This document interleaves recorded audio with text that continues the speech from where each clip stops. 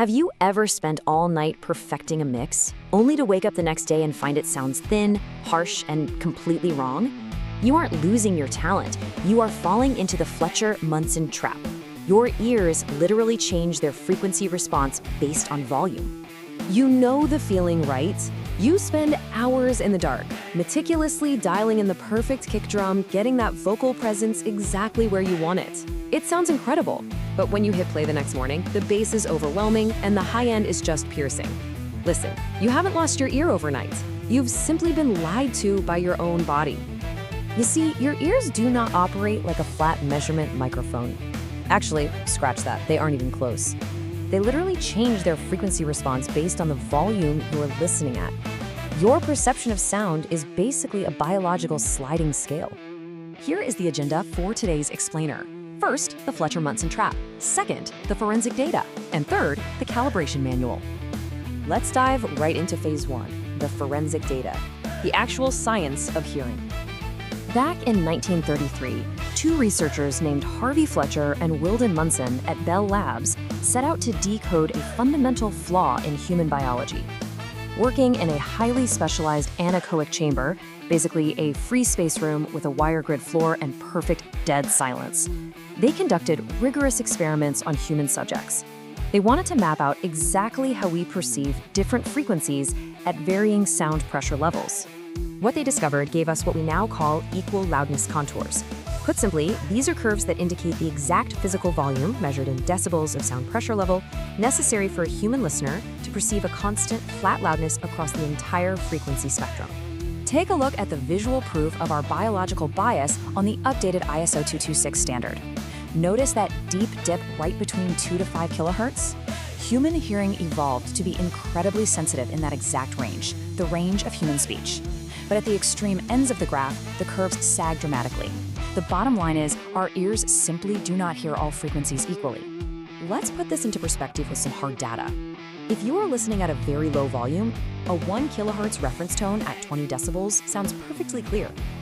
But for a 50 hertz sub-bass tone to sound equally as loud to your brain, it actually has to be blasted at roughly 50 decibels. It requires massive physical energy just to be perceived at the exact same level.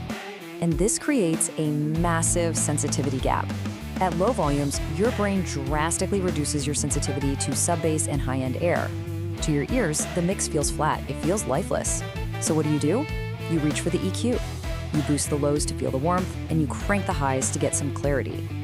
But when you turn the volume up the next day, that hearing curve flattens out, and those massive EQ boosts become a lethal weapon of harshness.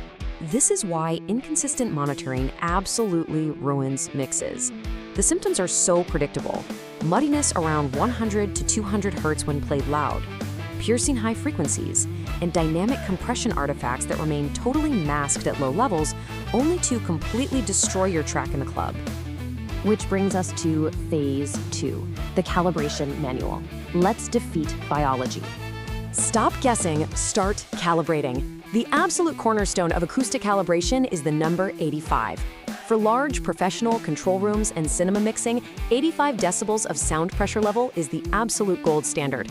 At 85 dB, the human equal loudness contour naturally flattens out. It is the sweet spot where you perceive bass, mid-range, and treble with the greatest physical neutrality, without inducing immediate ear fatigue. Now that said, if you are working in a smaller space, like a typical bedroom studio or a standard broadcast mixing room, the volume of the room itself actually changes how acoustic energy pressurizes the space. In these tighter environments, the equivalent standard for a flat, translation-ready frequency response is exactly 79 decibels. Let's move to the exact protocol for locking this in. Step 1. Acquire a sound pressure level meter.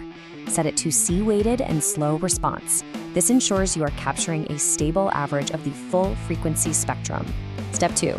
Load a signal generator in your software and play pure pink noise at -20 dBFS. Step 3. Place the meter exactly at your listening position, right at head height, pointing straight up. You must isolate the variables here. Play the pink noise through only your left monitor and adjust the gain until it hits your target, either 79 or 85 dB. Got it? Then mute the left and do the exact same thing for the right monitor. You are aiming for less than a 0.5 decibel variance between the two. When you unmute both, the combined output will rise by exactly 3 decibels, and you will hear a completely solid phantom center image. Boom, you are now calibrated.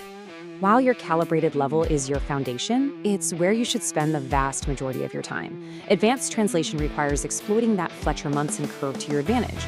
Temporarily drop your monitors to a whisper-quiet 55 decibels. At this level, the sub-bass pretty much disappears. If your mix falls apart here, your mid-range is weak. Then briefly push the system toward 100 decibels. This mimics a club environment and exposes highly aggressive transients, specifically in that 4 to 8 kilohertz range, that will physically fatigue an audience. The core takeaway from this explainer is simple but profound. Ensure you are making decisions based on physics, not biological illusion. By locking your environment to a calibrated standard, you literally train your brain to trust a static reference point. You completely eliminate the sliding scale of human perception. The forensic data is clear, and the manual is now in your hands. The only question left is, will you continue to let a biological illusion ruin your mixes, or will you take control of your acoustic environment today? Stop guessing, start calibrating, and make sure to subscribe to the Tone Manual for more uncompromising audio science.